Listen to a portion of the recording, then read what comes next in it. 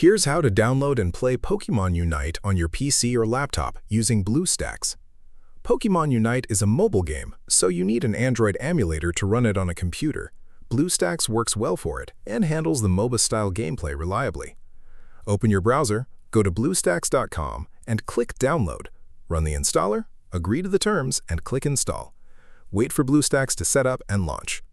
Once inside, open the Google Play Store, sign in with your Google account, and search for Pokémon Unite. Click Install and wait for it to download. Once done, launch the game from your BlueStacks home screen.